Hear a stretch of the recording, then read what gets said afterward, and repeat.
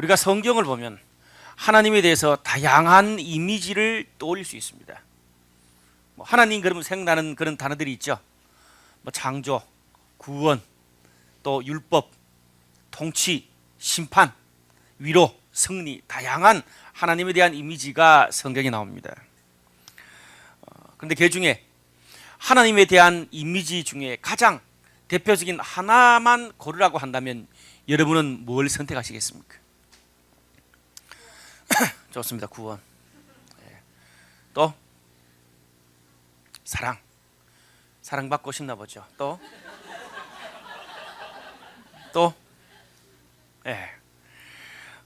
저는 사랑이라고 말하고 싶습니다. 창조도 구원도 심판도 통치도 다 사랑하기 때문에 주는 것이고 사랑하기 때문에 나오는 것입니다. 사랑은 하나님을 대표하는 그런 개념 중에 하나가 저는 사랑이라고 생각합니다. 믿지 않는 사람들조차도 하나님은 사랑이라는 것을 알고 있어요. 맞잖아요.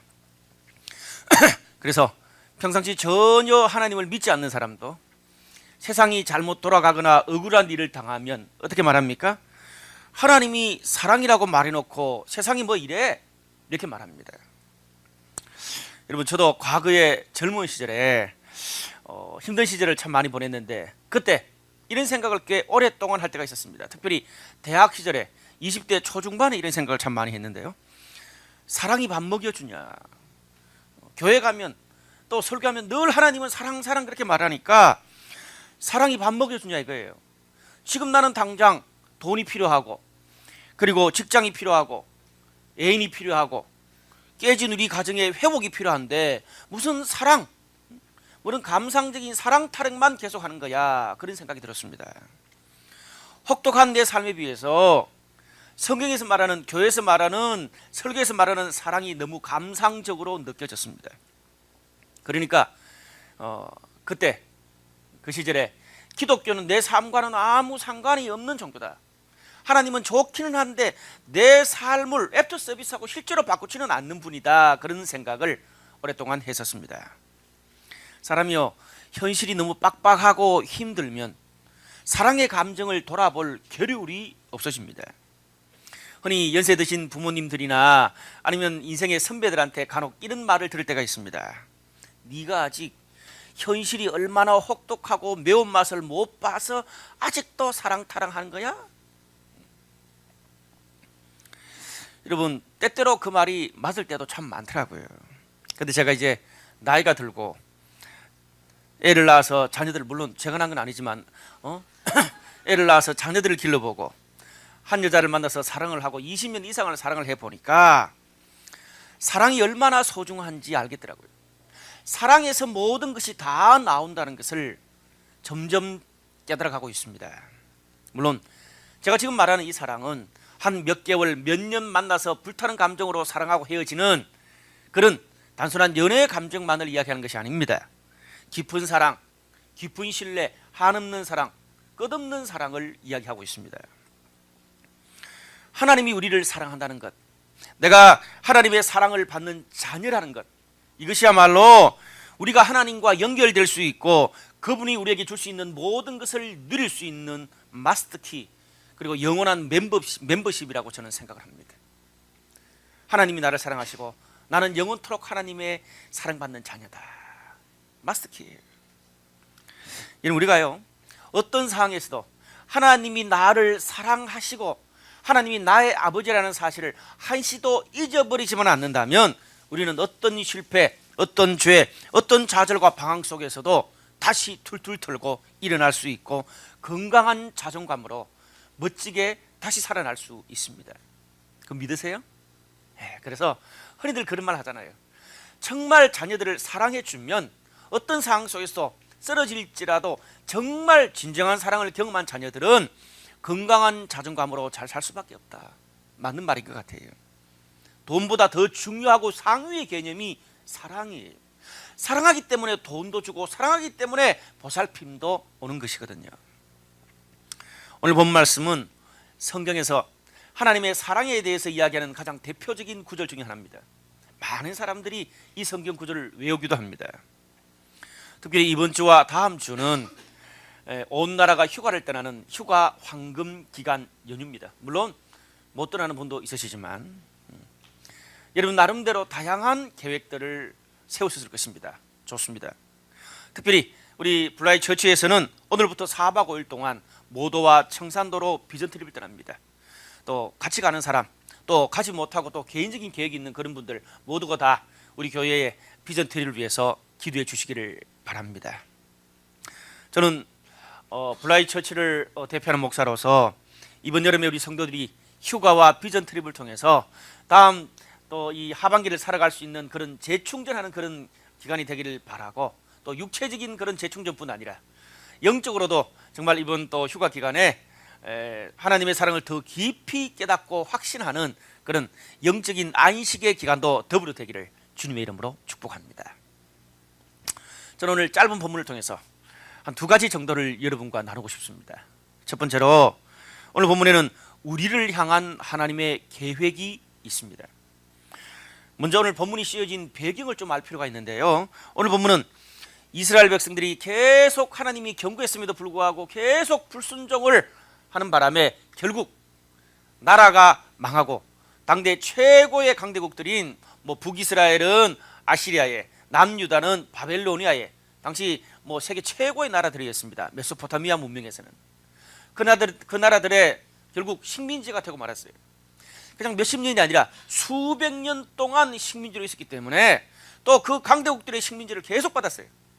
아시리아, 바벨로니아, 그리고 페르시아, 그리고 이 알렉산더 대제, 로마, 수백 년까지 계속 식민지를 받았어요. 그런 과정 중에 있었으니까 이스라엘 백성들에게는 이스라엘 땅에는 소망이 없었습니다. 아무리 열심히 살아도 내 인생, 아니 내 자녀 3대 인생을 살아도 여전히 포로로 살게 된다면 그런 인생에 무슨 희망과 의미가 있을 수 있겠습니까? 근데 오늘 본문의 말씀은 바로 그런 절박하고 아주 자포자기한 그런 상황 가운데서 하나님이 이스라엘 백성들에게 말씀하는 장면입니다. 아주 좋고 너무나 편안하고 바닷가에 누워서 선글라스 탁 끼고 바다를 보는 멋진 상황 가운데서 오늘 말씀을 하신 게 아니에요. 정말 소망이 없는 가장 절망적인 상황에서 오늘 하나님은 사랑과 희망의 메시지를 우리들에게 전하고 계십니다. 오늘 1절과 2절 말씀 보니까 이런 말씀이 있네요. 나의 종 야곱, 내가 택한 이스라엘아, 이제 들으라. 너를 만들고 너를 모태에서부터 지어낸 너를 도와줄 여호와가 이같이 말하노라. 여기 보니까 너를 만들었고, 또 한글 개역 성경에, 한글 성경에는, 다른 한글 성경에는 너를 조성했고라는 말을 씁니다. 하나님이 너를 만들었고 조성했다, 이 단어는 놀랍게도 하나님께서 천지 만물을 창조하실 때 만들었다라고 할 때 썼던 그 단어를 지금 쓰고 있어요. 무에서 유를 창조한 거예요. 그뿐 아니라 이제는 너를 어머니의 모태에서부터 너를 지었다. 그리고 너를 도와줄 여호와라고 이야기합니다. 성경에 보면 하나님이 다양한 이미지로 나오는데 오늘 이 성경에는 사랑뿐 아니라 너를 도와줄 여호와라고 표현하고 있습니다. 무슨 말입니까? 나를 세상에 낳은 분은 부모님이에요. 맞잖아요. 여러분, 다른 모든 건 내가 선택할 수 있지만 부모는 내가 선택할 수 없습니다. 내가 부모를 좀 잘 선택했다면 내 턱을 조금 더 이렇게 내리고 얼굴이 조금 더 작고 머리도 작았으면 좋았을 텐데 부모는 선택할 수 있는 게 아니더라고요. 무슨 말입니까? 오늘 보면은 더 근원적으로 올라가 보면 나를 그런 부모님, 그런 환경, 그런 가정에 태어나게 했던 분이, 거기에 개입했던 분이 누구라고요? 하나님이라고 말하고 있는 거예요. 내가 너를 세상에 태어나게 했고 내가 너를 만들었기 때문에 내가 너를 가장 잘 알고 그렇기 때문에 내가 너를 가장 잘 도와줄 수 있다고 성경은 말하고 있습니다. 여러분, 이 말을 들을 때 여러분은 어떠세요? 어떤 분은 참 이렇게 감동적으로 들리는 분도 있으시지만 저처럼 좀 그렇지 못한 환경에서 살았던 사람들은 이 말이 굉장히 좀 이렇게 캥길 수 있어요. 왜냐하면 우리 중에는 정상적이고 행복한 가정, 또 존경받을 만한 그런 부모 밑에서 태어난 사람도 있겠지만 그렇지 못한 사람들도 꽤나 있거든요. 한순간의 실수나 잘못된 관계 가운데서 부끄러운 출생으로 이 땅에 태어난 그런 사람들도 간혹 있습니다. 또 어떤 사람들은 태어날 때부터 어쩔 수 없는 사고와 장애로 눈, 발, 정신을 잃어서 평생 한을 품고 탄식하면서 사는 그런 사람도 우리 중에는 있습니다. 지금은 많이 나아졌지만 제가 어릴 때만 해도 지금부터 한 30년 전만 해도 3, 40년 전만 해도 이 부모 중에 한쪽이 외국분인 혼혈이라 그러죠. 그런 사람들을 굉장히 지금은 다문화 가정에 대해서 굉장히 많은 권익이 올라가 있지만 그것 때문에 해도 굉장히 무시했었습니다. 혼혈 아들을 튀기라 그랬어요. 참 나쁜 말이죠. 백인 부모는 그래도 덜하지만 부모님 중에 한쪽이 흑인 이 혼혈 같은 경우에는 너무나 많은 수모를 당했던 시절이었습니다. 지금은 전설이 됐지만 우리 거위의 꿈을 불렀던 우리 인순이 씨 흑인 혼혈이잖아요. 그분이 지금부터 한 20년 넘었어요. 예전에 TV 프로그램에 나와가지고 한국에서 흑인 혼혈로 살면서 정말 무시당했던 그런 이야기들을 쫙 하면서 그냥 계속 끝없이 눈물을 펑펑 쏟는 것을 제가 언제 TV에서 본 적이 있습니다. 여러분, 이 흑인 혼혈 중에는요, 자신의 피부색을 지우고 싶어서 피가 흐를 때까지 사포 알죠? 사포. 표준말이 사포인가? 네. 그 사포를 계속 문지르는 그런 사람이 있었어요. 네. 또 어떤 사람은 흑인의 그 곱슬머리 있잖아요. 그게 싫어가지고 머리를 막 다 뽑아버리고 밀어버리는 그런 사람들도 있습니다. 근데 언젠가 제가 한 CBS 방송의 한 프로에서 한 혼혈인인데 20대 중반에 크리스찬이 됐어. 사람이요, 자신의 환경에서 바라보는 말씀이 다른 거예요. 하나님의 사랑이 다른 거예요. 그 혼혈 크리스찬이 오늘 이사야 44장 1절 2절 이 말씀, 내가 너를 지었고 모태에서도 내가 너를 만들었고, 이 말씀이 자기한테 꽂혀가지고 크리스찬이 됐다는 거예요. 그러면서 하나님 만난 이야기를 하는데 너무나 제가 감동을 받았습니다. 그러면서 그분이 뭐라고 한 줄 아세요? 울면서 나는 더 이상 사람들이 무시하는 혼혈아가 아닙니다. 정체성이 왔다 갔다 하는 그런 혼혈아가 아닙니다. 한국인과 외국인 사이에 난 튀기가 아닙니다. 나를 지으시고 나를 낳으신 분은 바로 하나님입니다. 나는 하나님의 자녀입니다. 여러분, 부모가 뭔가 떳떳하게 내세울 게 있는 사람들은 나는 누구 아들 딸인데 이렇게 말하지만 내세우기가 너무 부끄러운 사람들은 이 말씀이 얼마나 위로가 되는지를 모릅니다. 나를 지으시고 나를 낳으신 분은 바로 영원한 하늘 아버지입니다. 나는 하나님의 자녀입니다. 저는 개인적으로 20년 동안 20년이 뭐예요? 한 30년 동안 개인적으로 가정에 큰 아픔을 가지고 그것 때문에 한 30년을 헤맸던 사람이니까 정말 그때 그 TV의 그분의 간정, 또 오늘 이 말씀은 저를 살린 말씀이기도 해요. 나는 하나님의 자녀다. 깨어진 가정에 누구누구의 자녀가 아니라 나는 하나님의 거룩한 자녀다. 오늘 이 말씀이 더 나에게 와닿았어요. 그러나 우리 가운데는 내가 이런 부모, 이런 환경에서 태어나지만 않았어도 훨씬 더 행복하고 멋있게 살았을 텐데, 나도 누구처럼, 나도 저 형님, 나도 저 언니, 저 동생처럼 멋진 부모, 멋진 환경에서 태어나고 또 외국물도 좀 먹었으면 정말 더 좋았을 텐데, 늘 그렇게 후회하면서 인생을 살아온 그런 분이 우리 가운데 계십니까? 저도 거의 30년가량 그렇게 살았습니다. 그런데 사랑하는 여러분, 오늘 말씀을 통해서 우리가 기억해야 될 것이 있습니다. 부적절한 부모, 불행한 가정에 태어날 수는 있지만 하나님의 목적 없이 태어날 수는 없다는 거죠. 아멘? 마음에 들지 않는 환경에서 자랐다고, 실수로 아무렇게나 태어났다고 나를 지으신 하나님의 계획과 목적까지 어그러진 것은 아니라는 말입니다. 오히려 그럴수록 하나님의 계획과 목적은 더 고상해집니다. 남들은 정말 멋진 환경에 태어나도 저만큼밖에 못 사는데 그렇게 깨지고 그렇게 어그러지고 그렇게 힘들고 그렇게 아픈 환경에서도 태어났는데 나의 자존감을 지키고 하나님의 사랑을 지키고 하나님의 계획을 발견하면서 살아가는 그것이 더 큰 하나님의 목적이 있지 않은가요? 우리 부모가 교양이 있든 없든 가난하든 부자든 상이 좋든 나쁘든 상관이 없습니다. 하나님이 우리 삶의 어떤 순간에도 계획과 목적을 가지고 계시다는 사실을 꼭 기억하시기 바랍니다. 뻔한 말인데 이 뻔한 말이 우리의 삶을 살립니다. 어떤 상황에서도 건강한 자존감을 가지고 살아갈 수 있습니다. 저는 목사다 보니까 참 아픈 이야기를 들을 때가 꽤나 있습니다. 어떤 자매가 형제를 정말 사랑했는데 차이고 난 다음에 저에게 와서 이야기합니다. 목사님, 제가 매력이 없나 봐요. 제가 못생겼나 봐요. 제 육체의 매력이 없나 봐요. 제가 여성으로의 매력이 없나 봐요. 한없이 우르적입니다. 몇 번을 그렇게 차이고 나니까 자신에 대한 정말 자존감을 바로 잡을 수 없다는 거예요. 제가 그렇게 말했어요. 걔는 너를 무시할지 몰라도 하나님은 너를 너무나 매력적으로 사랑하고 계신다는 사실, 계획이 있다는 사실을 잊지 않았으면 좋겠다. 그런데 운동은 조금 하거라. 제가 뭐 그렇게 이야기하죠.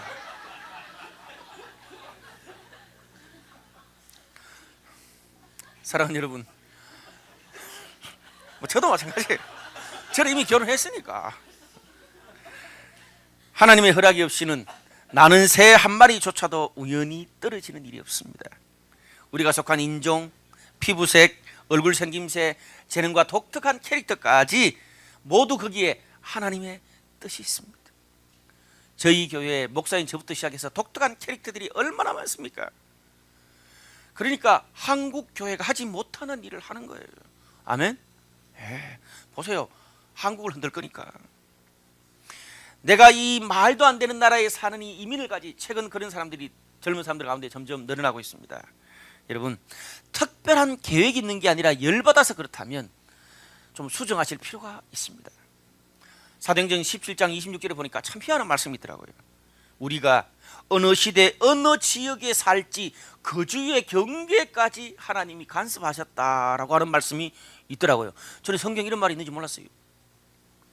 시편 139편은 한술 뜯어서 당신은 내가 태어나기 이전부터 나를 보셨고 내가 숨쉬기 이전부터 내 삶의 매일매일을 계획해 놓으셨습니다. 좀 쉽게 그렇게 번역해 놓고 있더라고요. 매일매일의 삶에 하나님이 계획을 가지고 있다는 거죠.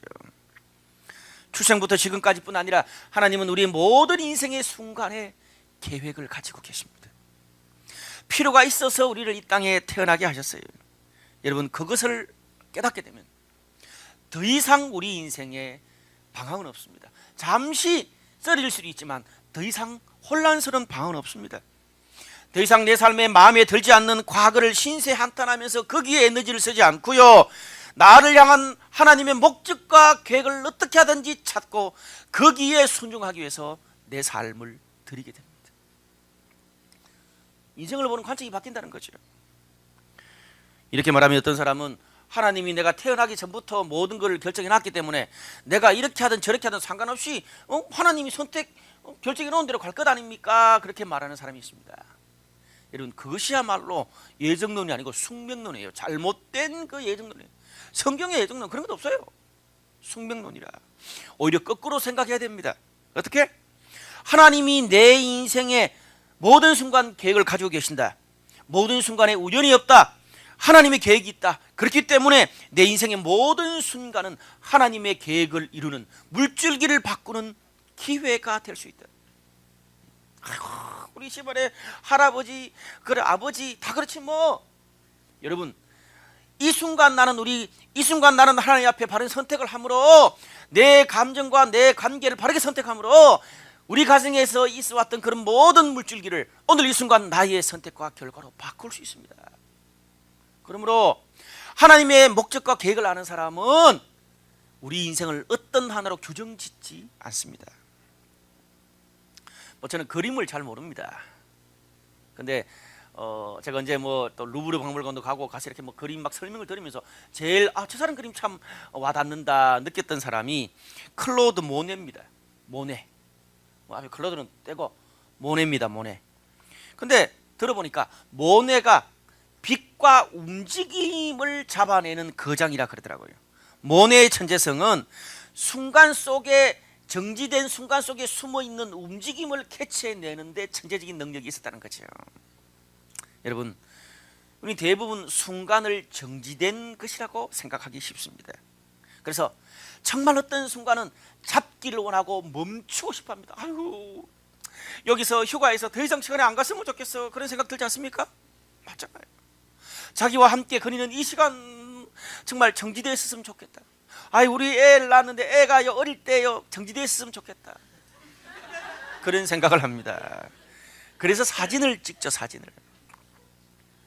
근데 여러분, 순간이라는 게 잡는 그 순간에 지나갑니다. 그 순간의 기억 속에서만 존재해요.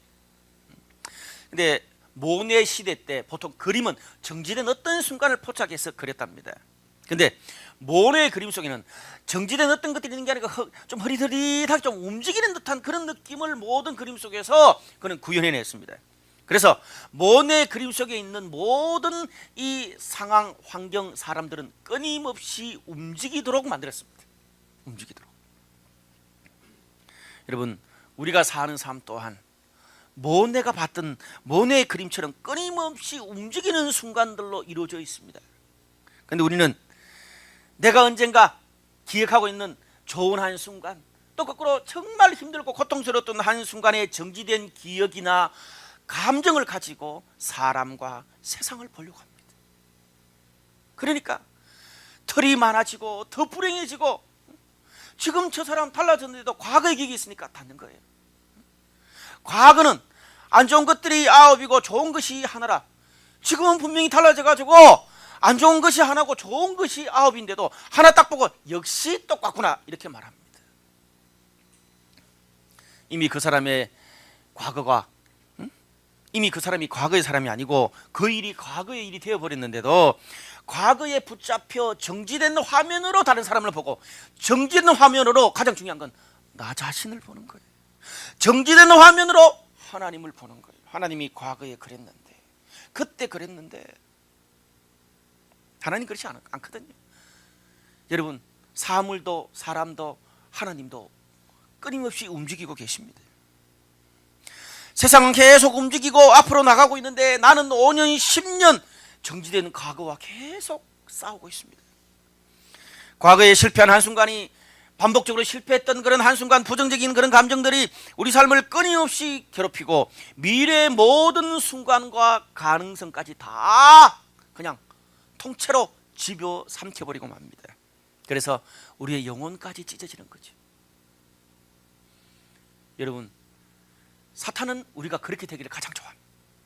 오늘 그런 정지된 과거에서 예수 그리스도의 십자가를 통해서 우리는 자유함을 얻었습니다.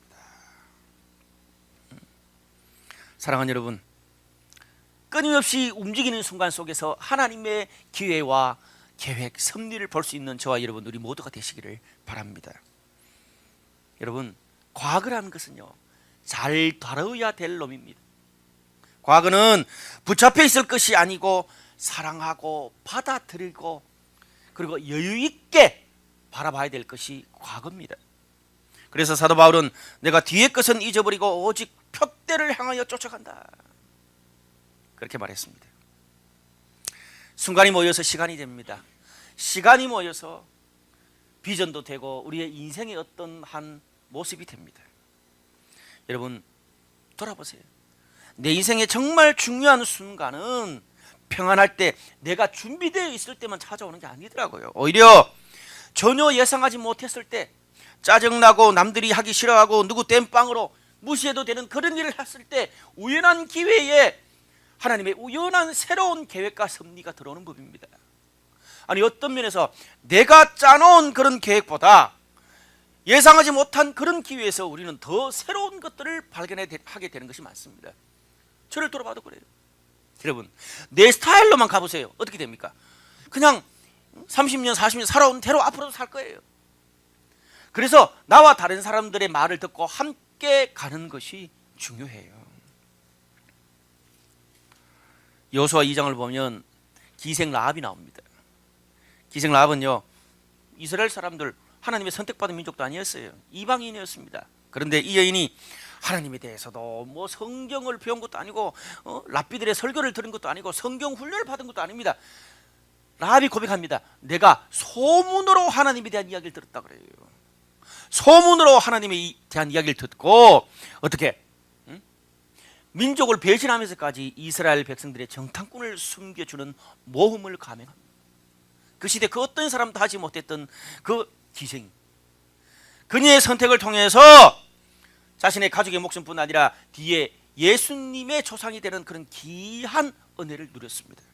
사랑하는 여러분, 지금 내가 할 수 있는 가장 위대한 것이 뭐라고 생각하십니까?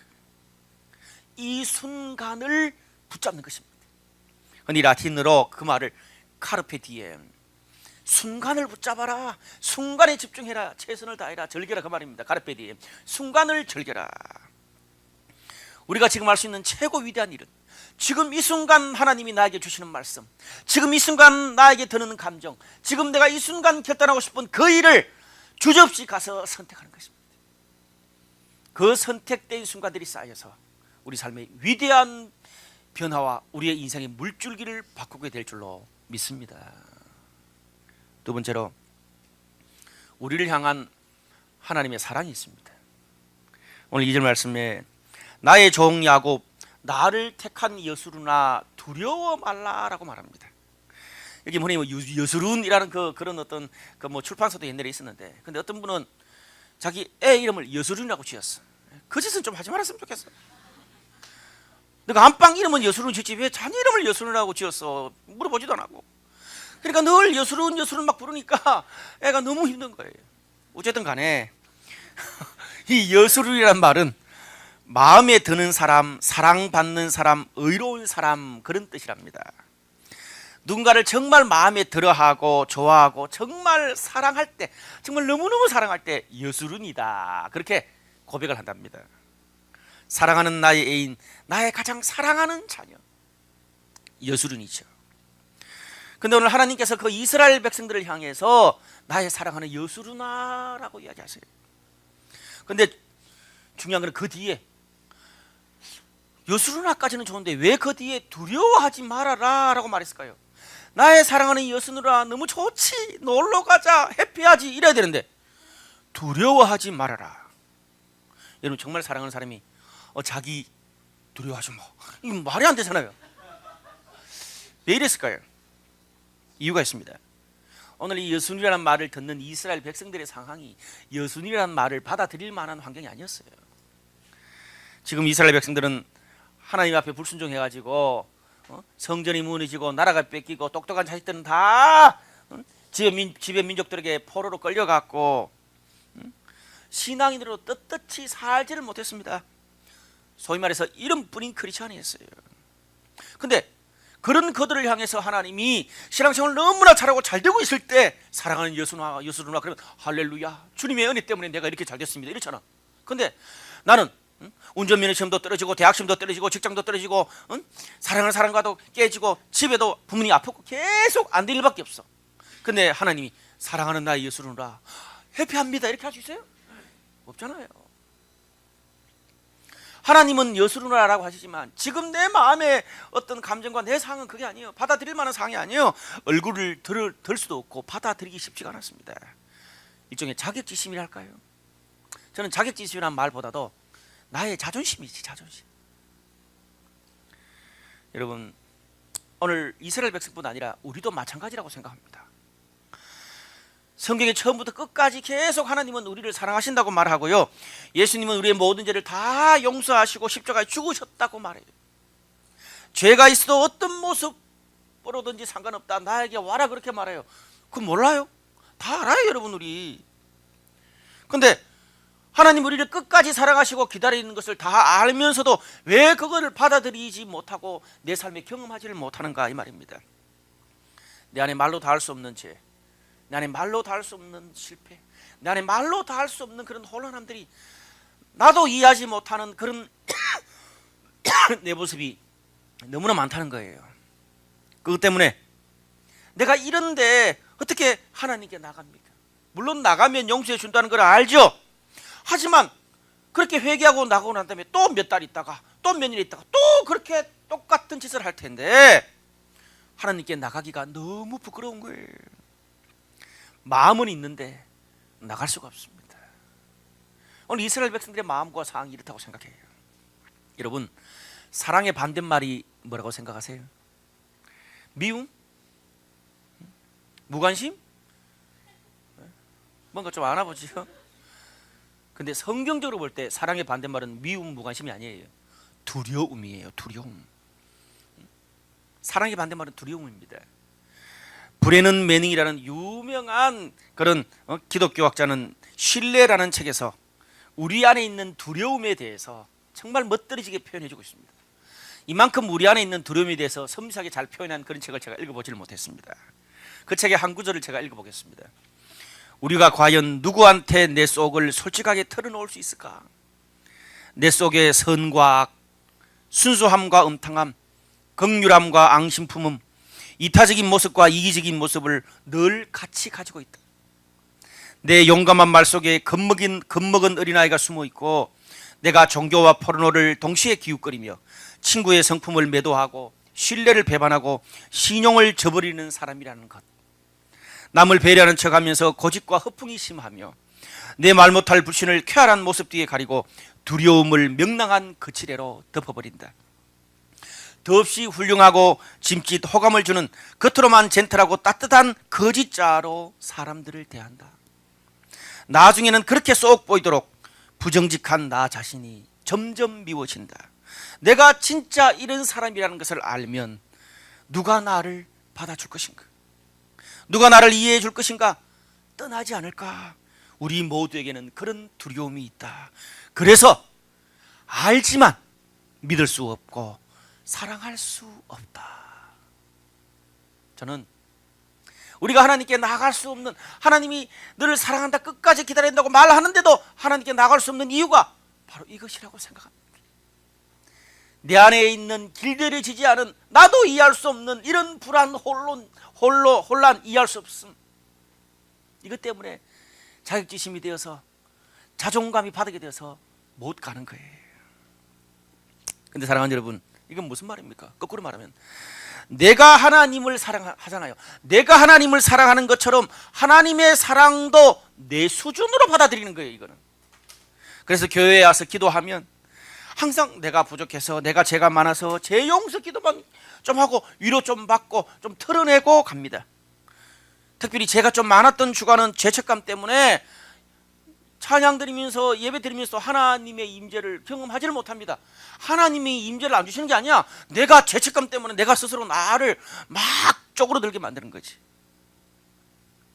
교회 나오고 봉사하고 헌금도 하고 뭐 신앙생활을 하는 것도 내가 이렇게 하자면 뭔가 집집하고 좀 하나님 앞에 좀 이렇게 벌 받을 것 같다는 그런 느낌이 있습니다. 내가 잘해야 하나님이 사랑하고 잘못하면 벌 주는 그런 하나님의 느낌이 강해. 무슨 말이에요? 두려움 때문에 신앙생활 하는 거예요. 자유함 때문이 아니고, 즐기는 것 때문이 아니고. 요한일서 4장 18절은 이렇게 말합니다. 사랑 안에 두려움이 없고 온전한 사랑이 두려움을 내어 쫓나니 두려움에는 형벌이 있습니다. 두려워하는 자는 사랑 안에서 온전히 이루지 못하였느니라. 우리가 온전한 사랑을 경험하면 어떤 두려움에서도 자유할 수가 있습니다. 여러분, 우리 여자분들 사랑하는 사람 앞에 가면 고춧가루 끼어도 좀 시간이 지나도 그냥 그렇게 갈 수 있잖아요. 사랑하기 때문에. 못 가?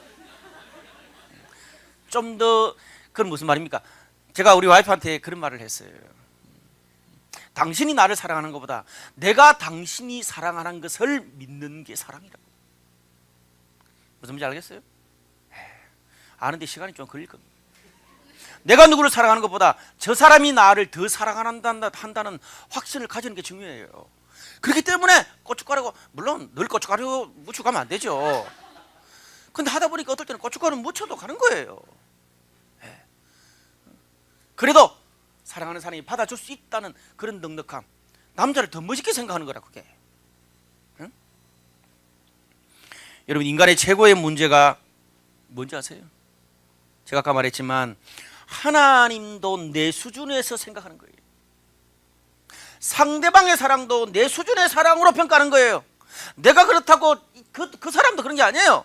내가 그렇다고 하나님도 그런 게 아니란 말이에요. 거기서 자유하는 순간 우리 삶의 진정한 자유, 복음의 생명이 우리 삶에 찾아올 수 있습니다. 요한일서 4장 10절 말씀에 이런 말씀이 있습니다. 사랑은 여기 있으니 우리가 하나님을 사랑한 것이 아니요 하나님이 우리를 사랑하사 우리 죄를 속하기 위하여 화목제물로 그 아들을 보내셨습니다. 하나님이 먼저 한 거예요. 근데 우리가 먼저 한 게 아니라. 사랑하는 여러분, 하늘 아버지는요, 나를 사랑하시는 하늘 아버지는 세상의 아버지와도 내 수준과도 같지 않습니다. 잘하면 사랑하고 잘못하면 벌 주는 율법적인 하나님, 두려움의 하나님이 아니에요. 모든 것을 풍족하게 해주시고 너그럽게 받아주시는 사랑의 아버지입니다. 오늘 내 수준에서 이것을 받아들이지 말고 하나님의 수준으로 받아들이는 우리 모두가 되시기를 바랍니다. 이번 휴가 또 비전 트립 떠나기 전에 그 사랑의 하나님 붙들고 가시라고요. 그래서 제가 오늘 사랑의 하나님 설교를 하는 거예요. 말씀의 결론을 맺겠습니다. 사자와 어린 양이라는 아주 아마 여러분 거의 읽어본 책이 아닐 거예요. 신앙서적 중에 참 제가 좋아하는 책이 있습니다. 그 책에 보면 어떤 한 나이 많은 이 네덜란드 교수가 예전에 자기 아버지의 어떤 이야기를 하는 그 장면이 그 책에 나옵니다. 저는 그 네덜란드 교수의 아버지에 대한 이야기를 좀 하고 오늘 설교를 마치려고 합니다. 그 네덜란드 교수의 집에는 형제가 13이었답니다. 근데 어릴 때 하루는 밖에서 놀다가 그 교수님이 어릴 때죠. 밖에서 놀다가 목이 말라가지고 물을 마시려고 집 부엌 창고 쪽으로 들어가서 부엌에서 물을 마시고 있는데 부엌의 식탁에서 아버지와 동네 아저씨가 이야기를 나누고 있더랍니다. 그때 동네 아저씨가 아버지한테 이렇게 묻더래요. 이보게 줘.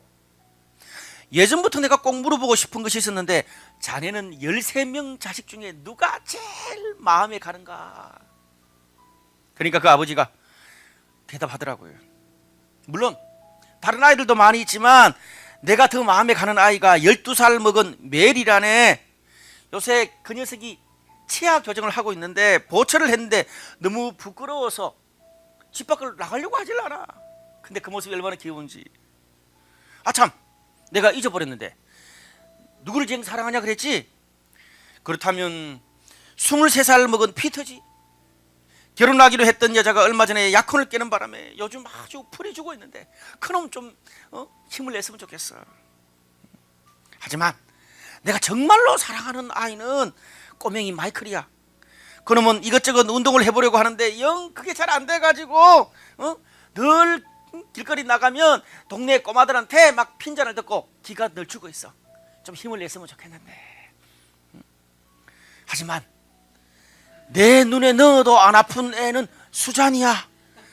그 놈만 생각하면 내가 늘 눈물이 난다네. 어릴 때 너무 약하게 태어나가지고 늘 볼 때마다 내가 미안해. 이렇게 아버지는 당신의 자녀 13명 이름을 다 부르더래요. 그러면서 그 교수가 이렇게 말합니다. 내가 아버지의 말을 들으면서 알게 된 사실은 아버지가 가장 사랑하는 자식은 바로 그 순간에 아버지를 가장 필요로 하는 자식이 아버지가 가장 사랑하는 자식이더라. 사랑하는 여러분,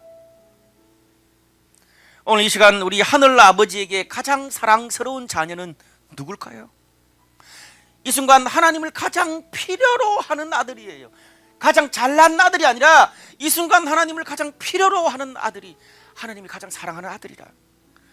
하나님은요, 당신의 사랑과 축복을 주기 위해서 우리가 도덕적으로 올바른 삶을 살고 어느 수준의 레벨의 열매를 이룰 때까지 기다리는 그런 분이 아니세요. 부족하지만 아버지 앞에 나와 모든 것을 신뢰하고 구하는 그런 당신의 자녀에게 사랑과 축복을 주십니다. 가장 갈망하는 사람에게. 그러므로 현재가 바로 하나님의 시간입니다. 순간을 붙잡으세요. 카르페 디엠. 여러분, 이 카르페 디엠은 단순히 그냥 낭만적인 것만 있는 게 아니라 엄청난 영적인 의미도 숨어 있습니다. 마지막 한마디만 하고 마치겠습니다. 그런 의미에서 진짜 하나님의 사랑을 아는 사람은 어떤 사람일까요? 진짜 하나님의 사랑을 아는 사람은 부끄러워도 하나님께 나올 수 있는 그런 도저히 수준과 환경이 상이 아님에도 불구하고 부끄러워도 얼굴에 철판 깔고 하나님께 나오는 그 사람이 하나님의 사랑을 가장 잘 알고 받을 줄 아는 사람입니다. 최근에 우리 교회에 그런 사람이 하나 있었어. 제가 속으로 그렇게 생각했어. 참, 이 친구 하느님의 사랑을 받을 줄 아는구나. 사랑을 받으려면 얼굴에 좀 철판을 깔 필요가 있습니다. 사랑하는 여러분, 오늘 바로 저와 여러분, 내가 하나님의 사랑을 받는 그 사람이 되시기를 주님의 이름으로 축복합니다.